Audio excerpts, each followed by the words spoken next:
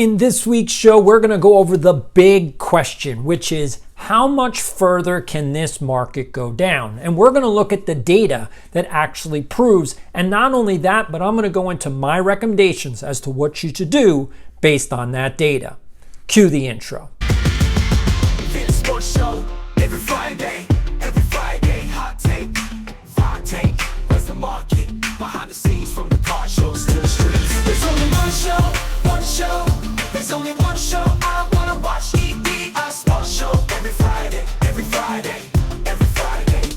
Welcome to this edition of EDI Sports Show. I'm your host, Doc Schwartz, and this week we are going over the big question, which is how much further can this market actually go down? And if you want to know the answer, stay tuned to this episode. Now, before I get into this, if you're new to the channel, here are a whole bunch of things that we're going to go over in this episode. Again, I divided it out. You can look at the graphics. I'm fixing my graphics. Here we go. Let's get into the big question. How much further can this market go down? All right, so the first thing that you need to know in order to know if the market can go up or down is, well, how far has it run up in the last few years? Now, here's the question. In 2019, we started to see a big bubble start to occur. So from 2019, 2020, 2021, that's really the pandemic era. COVID started in 2019, and so 2019, 2020, 2021, we were in a lockdown period. That's when this big bubble occurred, and to be quite honest with you, the sports card market also went into a bubble. Where are we compared to before the pandemic? And based on most research and data, we're around double where we were before the pandemic. And we pretty much can see that with the biggest cards. The 1986 Fleer Michael Jordan rookie card, which I've talked about multiple times, that PSA 10 was worth around $40,000 before the pandemic, and now it's worth around $100,000. So that's double what it used to be worth. And so that's what you need to understand, that we're looking at a 2x multiple across the market for most cards. That means there's plenty of room to the downside. And I talked about this last week. If you haven't seen the show, go back. There's a whole playlist of this show, EDI Sports Show. You can go, just click down below and you can go to that playlist. Just because something's run up doesn't always mean it's got to come back down. But here's the caveat to that. We're heading into a recession. Now, I know a lot of you are probably like, wait a minute, that just went over my head. Recession, what does that mean? All right. So a recession is when the entire economy starts to pull back. In other words, people don't have as much money in their pocket. And if you don't have money, you're not going to buy sports cards. And that is starting to happen right now. So here's my recommendation. Because unemployment right now in the United States is at 4.3%. Not bad. In fact, nothing to be alarmed about, nothing to panic about. The problem is that historically, when unemployment starts to tick up at a rapid pace, which means it was at 3.8% a couple months ago, last month it was at 4.1%, and now it's at 4.3%, which means that unemployment is really ramping up. And most estimates think that unemployment will get to 4.5% by next month. That means we're talking about massive layoffs across the economy. Now, the sport card market is a global thing. It's global competitors, global collectors, global dealers. And so you would think that, okay, if the US market is going down, well, what about around the world? And this is where you need to pay attention. So the Chinese market has just crashed. The Japanese market is about to crash, and the rest of the world is now starting to fear recession because of the US economy. And that's why you need to start paying attention. So here's my recommendation based on all the data. Start selling your cards. And the reason I'm saying start selling your cards is because if you sell them now, you'll cash in on the profits that you've already made. And if all of you want to keep saying that these cards are, investments, like all of these cards are investments, well, if they're investments, you need to sell and cash out your profits so that you can put the money in the bank. So you buy low and sell high. That's what an investment is. You buy low and sell high. If you don't sell now, you're not selling high. And so if you hold on to them for too long, they're going to go down. And then you're going to sell them when they're down. You need to sell your cards now. Take the profit, take the cash, put it in the bank. You're going to need it. And then pick up the cards in a year from now when they're cheaper. And that's my recommendation. Now, I know that's not rocket science. That's too simple to be real. Sometimes you got to keep it simple. That's my recommendation. Hopefully that makes sense. Now it's time for the card of the week. This week's card of the week is the George Brett rookie card, the 1975 Topps. George Brett played for the Kansas City Royals for 21 seasons from 1975 to 1993. He was a 13-time All-Star selection. He won the MVP award in 1980 with a batting average of .390, and he won one World Series in 1985.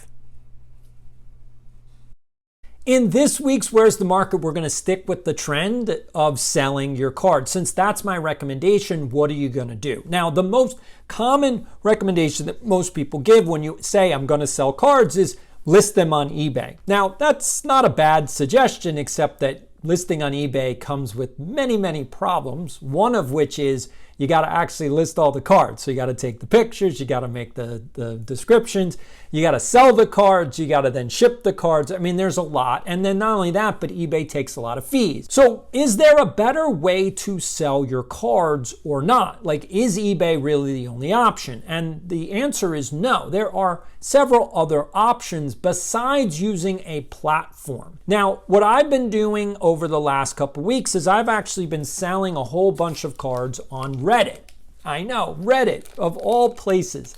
Now, one of the advantages to selling cards on Reddit is that you don't actually have to pay any fees, other than that I use PayPal Goods and Services, which is only about 3% of the total sale, which is great because I can actually eke out a little bit of profit. Now, the problem comes in, well, how do you sell cards on Reddit? Because, like selling one card, the shipping alone is just too much. And that's the problem. On eBay, you can kind of get away with charging whatever you want for shipping because people just kind of it's just the cost of doing business. But on Reddit, people actually are much more price conscious because you don't see that you're going to have to pay, shipping at the end. People just think they can get a better deal on these other platforms. And so is that if you try to sell one card on Reddit or on Facebook Marketplace, you really can't sell low-end cards. And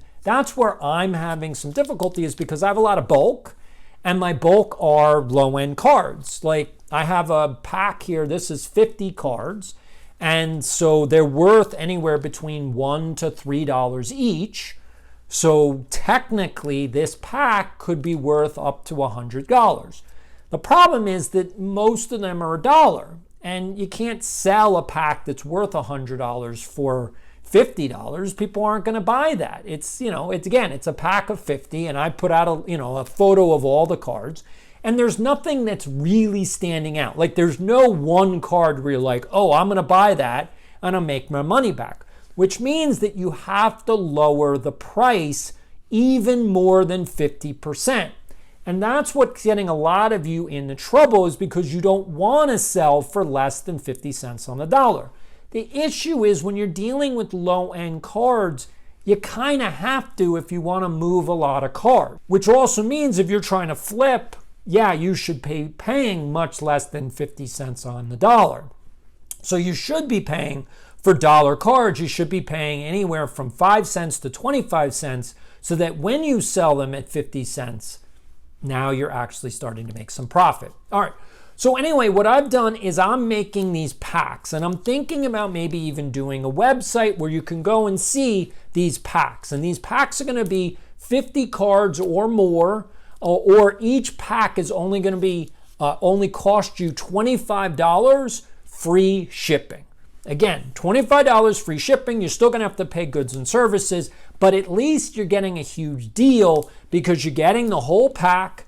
It only costs you $25. You don't have to pay extra for shipping, and you get the cards that you want, and I can kind of move a whole bunch of bulk all at once.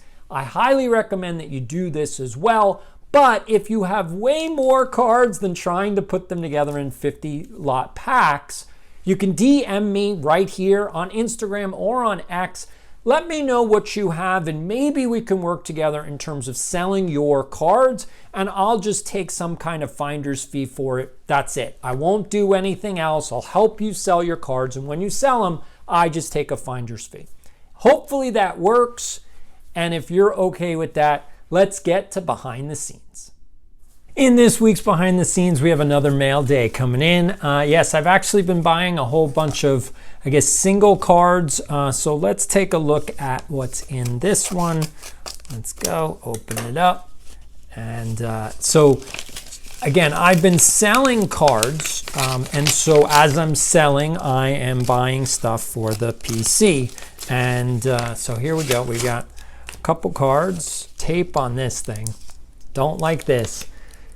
So they sent it all in one, and they've got regular tape on it. Don't like that, but it is what it is. So here we go. We got the first one. This is the Gary Carter collection. So there we go. This is the 85, and this is the 83. Okay. As I said, I've been putting together the Carter collection. So I'm going to have... Now, honestly, I'm not even sure I'm going to collect the Mets for Gary Carter. I think I'm just going to collect his early years just in the Expos uniform, just because I think these cards look nicer. I mean, I like these cards. I just like them better. So I think I'm just going to collect the Montreal Expos for Gary Carter and leave it at that. So that does it for mail day, but here is my behind the scenes little tidbit for this week. What I think I'm going to do is I'm going to create a website page where I'm going to show you the stuff that I'm selling for the month. That way, if you want to get something that I have, you'll be able to go right to it. Now, if you're also looking to sell your cards, I'm putting together a dealer network. That means that you're going to be able to, if you want to unload a whole bunch of stuff, there's going to be a whole bunch of dealers that will be able to talk to you, figure out what your cards are worth. If you want to send me pictures and I can kind of give you a general idea of what I think your collection might be worth, then we can kind of put you in touch with people that want to buy your cards. If you want to get in touch with me, just hit the Instagram or X accounts, EDI Sportscards. The graphic is right there, and that is your behind the scenes. And that brings me to my favorite part of this show, which is the viewer comments. And we have a lot of good comments that I had to go through, and so I tried to pick the best ones that I could find. But I first wanted to get to this one from Nick Nicholas, which is, he's been saying for a couple weeks, the background music while talking is difficult. So here you go, Nate. I'm gonna lower the music just for you. All right, let's get to the first comment. This is from Bringing the Heat at VBC. You know what they say about the lottery? It's the idiot tax, same with modern cards. Yeah, that's actually very, very true. And that was the episode that I did last week, which talks about basically the legal gambling maybe, or illegal gambling. I'm not quite sure with modern wax. Basically, when you buy a box of modern wax and it has odds for cards in it, it is a sweepstakes. That means that you are buying a lottery ticket. Now, technically it's legal because they've given the odds. Here's the thing, and I'm actually gonna do this. I'm gonna go to the website because if it's legal, you're allowed technically to actually submit no purchase necessary entry fees. And because of that, you are technically allowed to be eligible for all of the cards that they're giving up as a sweepstakes. No purchase necessary is required under the law, otherwise it is illegal, which means you could actually get some of these redemptions for free, or basically for free, just the cost of whatever it is to send in that no purchase necessary entry. Let's get to the last comment, and this one is a big one from Chris Alivo, who is an OG follower, so thanks Chris for being with me. So he says, getting back to your question regarding collecting the right modern rookie cards, I like to collect for modern basketball, Prism Base, and Prism Silver Lower Pop. Again, everything is just manufactured lower pop, but okay. The same with modern football, Prism Base and Prism Silver. Hockey is easy as Upper Deck Young Guns have been the rookie card for the past 20 years. You notice how he doesn't talk about the fact that there's a lower pop on Young Guns? And that's the point, is that with Hockey and Upper Deck, they have branded it. The rookie card is the Young Gun. They still print hundreds and hundreds of thousands of these cards. That's not the point. The point isn't the pop count. The point is there's no competition. That's the difference between baseball, football, and basketball, is there's too much competition for which is the rookie card. That's the reason why the pop count matters, is because there's just too many cards in the system. So we'll get to that. So modern baseball is where it gets tricky, because you have Topps Chrome, Bowman Chrome. Yeah, but you have the same problem on on football and basketball. You have Panini's got 17 different sets. Fanatics has got 15 different sets. Now Topps is doing unlicensed basketball. I mean, so you got the same problem, and I just want you to be aware of that. If you were to collect Harper, Ohtani, Judge, Soto rookie cards, what do you choose? I actually think Topps Gold Parallel Baseball rookie cards, again, that's your preference, and that's the piece, is what's your preference. So he thinks those are underrated. In the hobby, the photo is from the flagship set, but it's lower pop. Again, manufactured lower pop, not really. All right, so I would love to hear your opinions on modern baseball cards. Thanks. All right, so here's the piece. Here's the big picture question, is what is going on with all of these cards in the hobby? Like, what does pop count really mean? What does 1-in-1s mean? What does it mean for you? So what I'm trying to do is put together all the mathematics of this, like how much your cards are actually worth based on the market, like based on real market data. Like, how much should you be paying? Now, hopefully you all understand, and hopefully you all agree with this. And I don't know, put it down in the comments if you agree with this, that the 1952 Mickey Mantle rookie card, the Topps card, is the most expensive card in the hobby. Therefore, it's the most valuable card in the hobby, and that means that no other card can be more valuable than that card. If you all agree with that, then the 1952 PSA 10 Topps Mickey Mantle card is the ceiling of the sports card hobby. There's no card that's going to be worth more than that card. That is it. That's the ceiling, which means every other card is going to be worth less. Every other card is going to be worth less. But there's a benefit to knowing that that's the ceiling. And the reason why is because now you can use that to create a formula, a mathematical formula, to understand, well, where does every other card fall in that market? Because that's the top, that's the most expensive, that's the most valuable card. Therefore, other cards have to fall into some other category. And where does that fall? So what does graded cards come at? So 1, 2, 3, 4, all the way up to 10.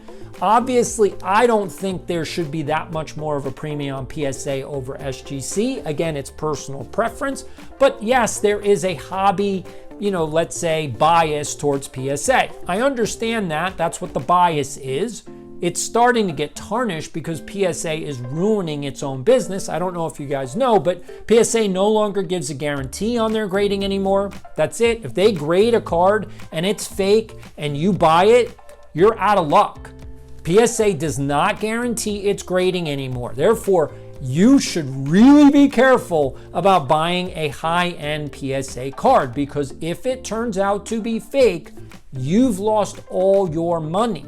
PSA is not coming back to help you, even though they graded it and authenticated it.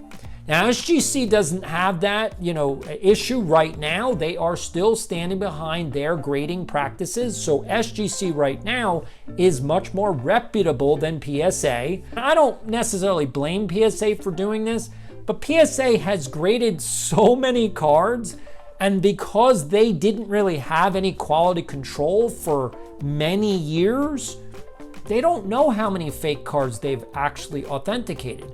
They don't know. And so that's the problem, is that right now there could be hundreds of thousands of PSA graded cards that are fake. You might even own one right now. So my suggestion is that you put in all of your PSA cards, go to PSA, put your numbers in, and see whether or not PSA has flagged that card. And I don't know if you knew that, but yes, they've been taking off cards from the registry based on the fact that they have been known to be fake. And because they had a batch of cards, the whole batch has been discontinued. So if you want to know whether or not your cards are fake or not from PSA, go to PSA, put the number in from the serial card right at the top of the slab, and see whether or not they have discontinued that card or not. This show is here for you, trying to make the hobby better. If you want to know more about sports and sports cards, hit the like button, hit the subscribe button. I will see you next week. If you are in the Arizona Phoenix area, I will be hosting a trade night this weekend, Saturday from 4 to 7 at the Mesa Wrigleyville Sheridan. Come by, stop by, trade your cards. It's a kids' night, so it's only for kids. It is free. There is pizza, there is drinks. Please come and join me. If you're new to the channel, definitely hit the subscribe button. We're doing sports and sports cards every single week. If you have a suggestion for an upcoming show, please put it down in the comments. Other than that, this is Doc Schwartz saying, I'll see you next week. There's only one show. There's only one show I wanna watch. EDI Sports Show every Friday.